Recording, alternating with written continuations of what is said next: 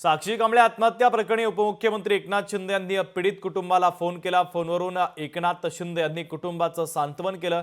धाराशिवचं प्रकरण बीडमध्ये वर्ग करण्याची ग्वाही देण्यात आली। साक्षी कांबळे आत्महत्या प्रकरणात आता बीड पोलीस तपास करणार आहे।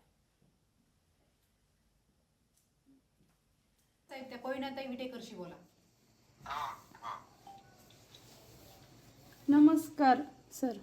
हाँ ताई, नमस्कार नमस्कार। हाँ मला ते सगळी घटना कळली, मला ते समजलं। नीलमताई पण तुमच्या संपर्कात आहे? नीलमताईंनी पण कॉन्टॅक्ट केला होता ना? हो हो बोलले हो। हा, आणि आमच्या या ताई तुमच्या सोबत आहेत आता, संगीताताई।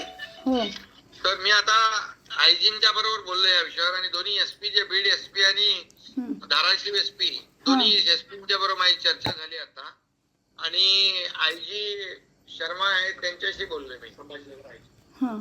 तर याच्यावर पूर्णपणे सिरियसली जेवढे कोणी लोक याच्या संबंधात असतील या सगळ्यांची चौकशी करून त्यांच्यावर कारवाई करायच्या मी सूचना दिल्या।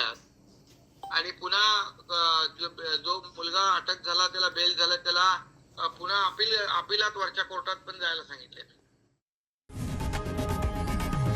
लोकशाही मराठी ऐका, पहा, जागरूक रहा।